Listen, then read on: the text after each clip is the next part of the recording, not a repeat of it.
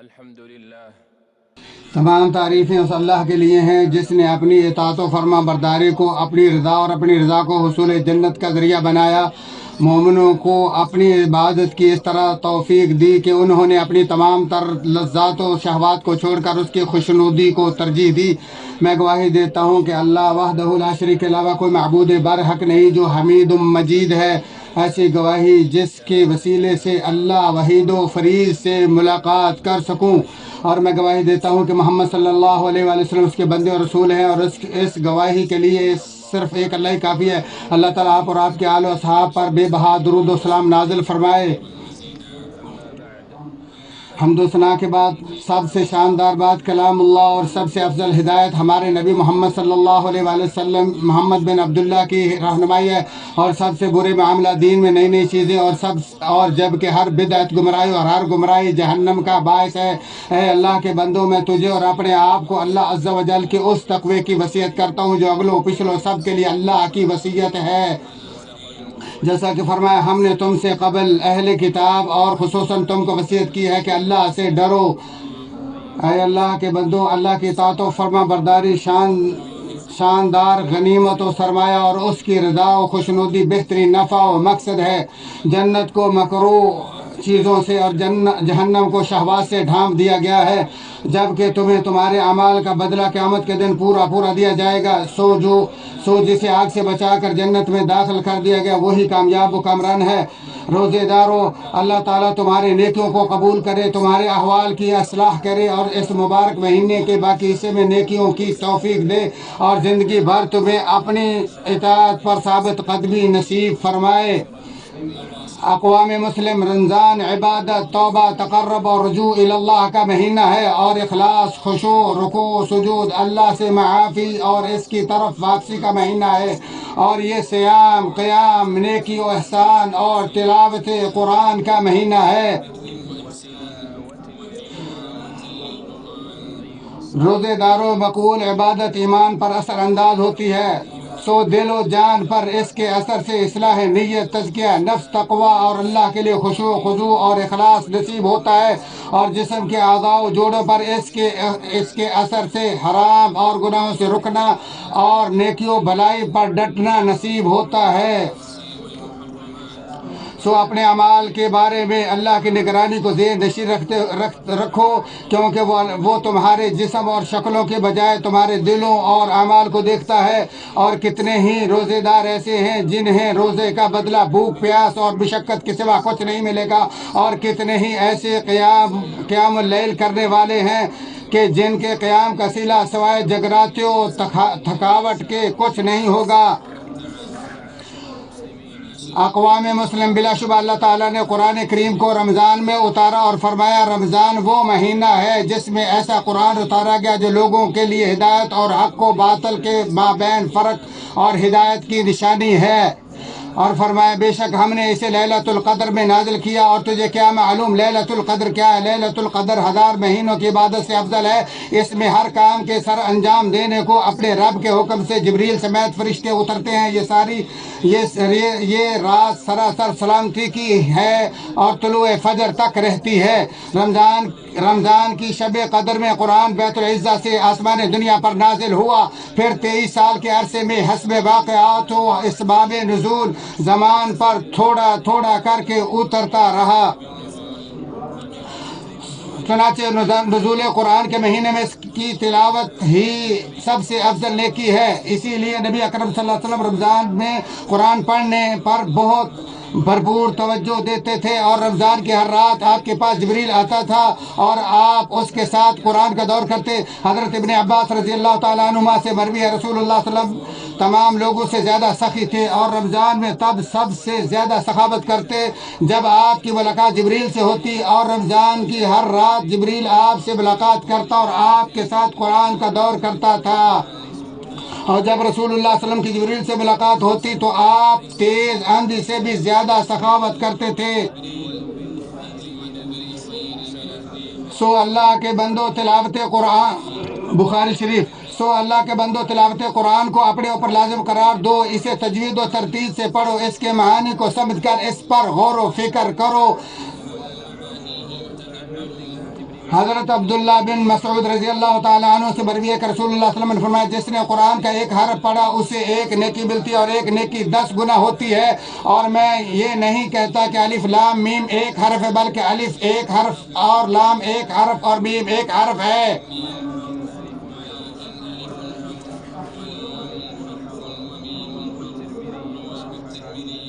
اسے ترمذی نے روایت کیا اور کہا یہ صحیح ہے، اور انہیں سے مروی ہے کہ رسول اللہ صلی اللہ علیہ وسلم نے فرمایا بے شک قرآن اللہ کا دسترخوان ہے، سو جس قدر ہو سکے اس کے دسترخوان سے حاصل کر لو، اور بلا شبہ قرآن اللہ کی رسی، نور مبین، سود مند شفا، اس پر ڈٹ جانے والوں کے لیے نجات، گمراہی کی ملامت اور ٹیڑھے پن کی زحمت سے بچاؤ ہے۔ اس کے عجائب لامتناہی اور کثرت تلاوت سے اس کی مٹھاس کم نہیں ہوتی، سو اس کی تلاوت کرو، کیونکہ بلا شبہ اللہ تم کو ہر حرف کے بدلے 10 نیکی عطا کرے گا، جبکہ میں قطع نہیں کہتا الف لام میم، بلکہ الف لام اور میم الگ الگ حرف ہیں۔ طبرانی شریف اور عبداللہ بن عمر رضی اللہ تعالیٰ عنہ سے مروی ہے رسول اللہ صلی اللہ علیہ وسلم نے فرمایا قیامت کے دن حافظ قرآن سے کہا جائے گا پڑھتا جا اور جنت کی منزلیں پر چڑھتا جا، اور ویسے ہی ٹھہر ٹھہر کر پڑھ جیسے دنیا میں ٹھہر ٹھہر پڑھتا تھا، بلا شبہ تیری منزل وہی ہوگی جہاں تو آخری آیت پڑھے گا۔ ترمذی شریف۔ سو اے اللہ کے بندو قرآن کو چھوڑو نہیں بلکہ اسے پڑھتے رہا کرو، قرآن سے بائیکاٹ اور اسے فراموش کرنے سے بچو، کیونکہ یہ ایک حسرت و ندامت، ذلت و رسوائی اور ملامت ہے۔ ہم ایسے لوگوں میں ہونے سے اللہ سے پناہ مانگتے ہیں جن کے قرآن چھوڑنے کی وجہ سے اللہ کے ہاں ان کے فریق مخالف اللہ کے رسول خود ہوں گے۔ ارشاد باری تعالیٰ ہے اور رسول کہیں گے اے میرے پروردگار، میری امت نے اس قرآن کو پش پش ڈال دیا تھا۔ اے اللہ کے بندو، قرآن اللہ کا سب سے عظیم ذکر ہے، اور اس کی تلاوت نہ کرنا ہی اس کا ترک اور اس سے منہ موڑنا ہے۔ ارشاد باری تعالیٰ ہے اور جس نے میرے ذکر سے منہ موڑا اور روگردانی کی اس کی زندگی تنگی میں رہے گی، اور ہم اسے قیامت کے دن اندھا کر کے اٹھائیں گے، اور وہ کہے گا الہی تو نے مجھے اندھا بنا کر کیوں اٹھایا ہے، حالانکہ میں تو خوب دیکھتا تھا۔ جواب ملے گا اسی طرح ہونا چاہیے تھا، کیونکہ تو نے میری آئی ہوئی آیات کو بلا دیا تو آج تجھے بھی بلا دیا گیا۔ حضرت ابو موسیٰ اشعری رضی اللہ تعالیٰ نے مروی کہ رسول اللہ صلی اللہ علیہ وسلم نے فرمایا قرآن پڑھنے والا مومن سنترے کی مانند ہوتا ہے جس کا ذائقہ اور خوشبو دونوں زبردست ہوتے ہیں، جبکہ قرآن نہ پڑھنے والا مومن کھجور کی مانند ہوتا ہے جس کا ذائقہ میٹھا مگر خوشبو نہیں ہوتی، اور قرآن پڑھنے والا منافق نیاز بو کی مثل ہوتا ہے جس کی خوشبو زبردست مگر ذائقہ کڑوا ہوتا ہے، اور قرآن نہ پڑھنے والا منافق اندرائن کی مانند ہوتا ہے جس کی خوشبو بھی نہیں اور مزہ کڑوا ہے۔ بخاری و مسلم۔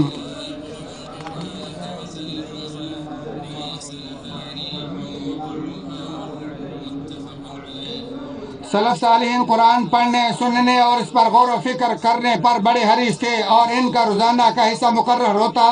جسے وہ کبھی نہیں چھوڑتے تھے، اور خصوصاً اس رمضان کے مہینے میں جس میں قرآن نازل ہوا، سو زیادہ قرآن پڑھنے پر حریص رہو تاکہ غفلت و لاپرواہی میں مبتلا کرنے والے آلات و پروگرام اس کی تلاوت کے سامنے رکاوٹ نہ بننے پائیں۔ اے اللہ کے بندو، ان نازک و سنگین حالات میں تلاوت قرآن سے علاج اور شفا حاصل کرو، کیونکہ یہ بلا شبہ شفا اور مومنوں کے لیے رحمت ہے۔ اپنی جلوت و خلوت اور گھروں میں اس کی پابندی کرو، اور اپنے تمام اوقات میں اسی کو پڑھو اور سنو، اور جس کے لیے قرآن پڑھنا مشکل یا دشوار ہو اسے چاہیے کہ وہ قرآن کی قرأت و تلاوت کان لگا کر سنے، کیونکہ سننے والا اجر و ثواب میں پڑھنے والے کا شریک ہوتا ہے۔ فرمانے باری تعالیٰ اور جب قرآن پڑھا جائے تو خوب کان لگا کر سنو اور چپ رہو تاکہ تم پر رحم کیا جائے۔ اللہ تعالیٰ میرے اور تمہارے لیے قرآن عظیم کو بابرکت بنا اور اس کی آیات و ذکر حکوم کو میرے اور تمہارے لیے نفع بخش بنائے۔ اسی پر اکتفا کرتے ہوئے اپنے تمہارے اور تمہارے تمام مسلمانوں کے اللہ عظیم و جلیل سے تمام گناہوں کی بخشش طلب کرتا ہوں، تم بھی اسی سے بخشش طلب کرو، بلا شبہ وہی غفور رحیم ہے۔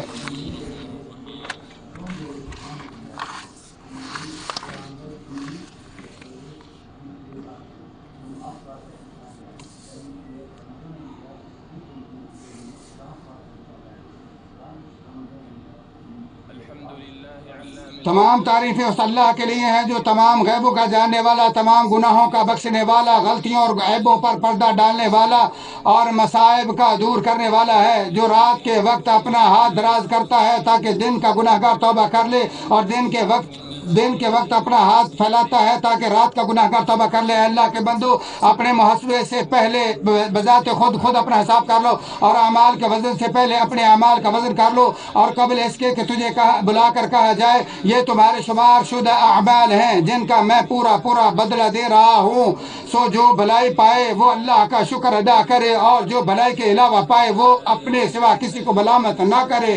सो जिसने जर्रा बराबर नेकी की होगी वो उसे देख लेगा, और जिसने जर्रा बराबर बुराई की होगी वो भी उसे देख लेगा। ऐ अल्लाह के बंदो, क़ियामुल लैल ऐसा तक़र्रुब इलल्लाह है जिसकी सिर्फ मोमिन ही पाबंदी करते हैं, और ऐसी सुन्नत है जिस पर सिवाय मुत्तकीन के कोई गामजान नहीं रह सकता। और वो लोग जो अपने रब के लिए क़याम व सुजूद में रातें गुजारते हैं, और वो लोग जिनके बारे में अल्लाह फरमाता है उनकी करवटें बिस्तरों से अलग रहती हैं, वो अपने रब को खौफ व उम्मीद से पुकारते हैं, और जो कुछ हमने उन्हें दे रखा है उससे खर्च करते हैं। कोई नफ्स नहीं जानता जो आंखों की ठंडक हमने उनके लिए छुपा रखी है उनके अमाल के बदले के तौर पर। और जिन लोगों की तारीफ अल्लाह ताला फरमाता है बिलाशुबा मुत्तकीन चश्मों और बागात में अपने रब की अताओं को हासिल करने वाले होंगे, क्योंकि वो इनसे पहले नेकी करने वाले, रातों को कम सोने वाले और सहरी के वक्त इस्तिग़फ़ार करने वाले थे। ऐ अल्लाह के बंदो, रात से तहज्जुद का वक्त तक़र्रुब इलल्लाह का सबसे अफजल वक्त है। इरशाद बारी ताला, बेशक रात का उठना दिल जमे के लिए इंतहाई मुनासिब और बात को बहुत दुरुस्त कर देने वाला है, और यही वो वक्त है जब अल्लाह आसमान दुनिया पर उतर कर आवाज़ देता है, क्या कोई है दुआ करने वाला और मैं कबूल करूं, या कोई बख्शिश तलब करे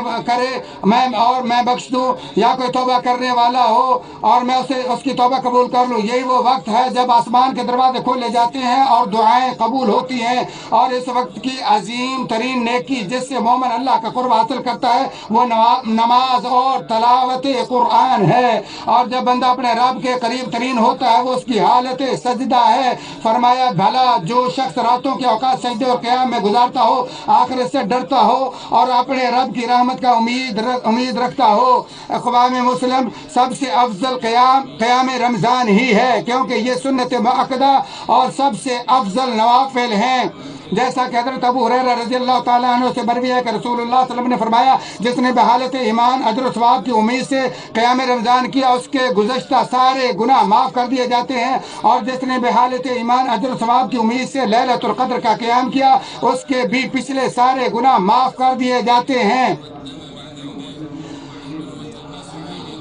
हज़रत उर्वा बिन ज़ुबैर रज़ियल्लाहु ताला अन्हु से मरवी है, उम्मुल मोमिनीन हज़रत आयशा रज़ियल्लाहु ताला अन्हा ने उन्हें बताया, बिलाशुबा रसूलुल्लाह सल्लल्लाहु अलैहि वसल्लम रात निकले और मस्जिद में नमाज पढ़ना शुरू कर दी, और चंद लोगों ने भी आपके साथ नमाज अदा की, और सुबह लोगों में इसका तज़किरा हुआ तो लोग उनसे भी ज़्यादा जमा हो गए, और रसूलुल्लाह सल्लल्लाहु अलैहि वसल्लम दूसरी रात तशरीफ़ लाए और लोगों ने आपके साथ नमाज पढ़ी, और सुबह लोगों में इसका खूब चर्चा हुआ। तो तीसरी रात मस्जिद में मजीद लोग बढ़ गए और आप तशरीफ़ लाए और उन्होंने आपके पीछे नमाज पढ़ी। सो जब चौथी रात हुई तो नमाजियों से मस्जिद की जगह तंग पड़ गई। जबकि रसूलुल्लाह सल्लल्लाहु अलैहि वसल्लम उनकी तरफ तशरीफ न लाए, और कुछ लोग तो कहने लगे नमाज नमाज, मगर रसूलुल्लाह सल्लल्लाहु अलैहि वसल्लम ना निकले और नमाज फजर के लिए निकले, और नमाज से फारग होकर लोगों की तरफ मुतवज्जे होकर तशहुद व हम्द सना के बाद फरमाया, तुम्हारा रात का मामला मुझ पर मख्फी नहीं था, लेकिन मैं इस डर से नहीं निकला कि ये रात के नफल कहीं तुम पर फर्ज ना हो जाएं और फिर तुम इनके अदा करने से आजिज आ जाओ। इसके बाद लोग अलग अलग और इनफरादी नमाज तरावी पढ़ते रहे, यहाँ तक कि उमर बिन खत्ताब रज़ियल्लाहु ताला अन्हु ने उन सब को एक कारी के पीछे जमा कर दिया। बस अब्दुर्रहमान बिन अब्दुल कारी से मरवी है, वो कहते हैं मैं रमज़ान में उमर बिन खत्ताब के हमरा मस्जिद की तरफ निकला तो लोग अलग अलग टोलियों में नमाज पढ़ रहे थे, कोई अकेला और किसी के साथ कुछ लोग नमाज पढ़ रहे थे। तो उमर نے کہا اللہ کی قسم میری نظر میں ان کو کسی ایک قاری کے پیچھے کم جمع کر دینا زیادہ بہتر ہے۔ سو اس نے ان کو ابی ابن کعب رضی اللہ تعالی عنہ کے پیچھے جمع کر دیا۔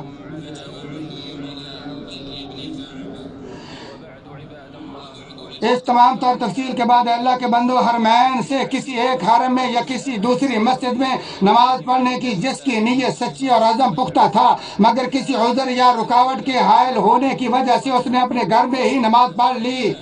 تو اسے ثواب پورا ہی ملے گا انشاءاللہ، کیونکہ رسول اللہ صلی اللہ علیہ وسلم نے فرمایا ہر شخص کے لیے بدلہ وہی ہوگا جس کی اس نے نیت کی،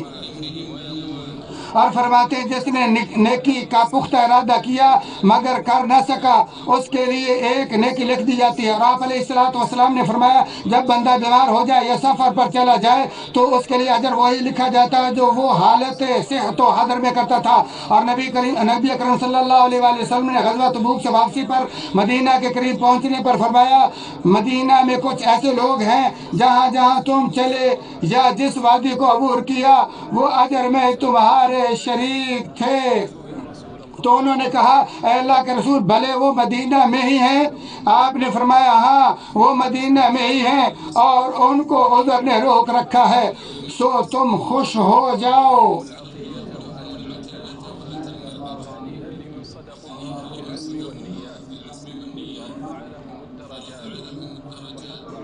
پختہ عزم اور سچی نیت کرنے والوں کے لیے خوشخبری ہے، بشارت ہے کہ اللہ تبارک تعالیٰ نے ان کے صرف سچے ارادے کی وجہ سے ان کے اعمال لکھ دیے گئے اور ان کو اجر پورا دیا جائے گا۔ آپ تمام سامعین کے کرام کی خدمت میں گزارش ہے کہ وہ فضیلت الشیخ کی دعا کے ساتھ شریک ہوں اور آمین کہیں۔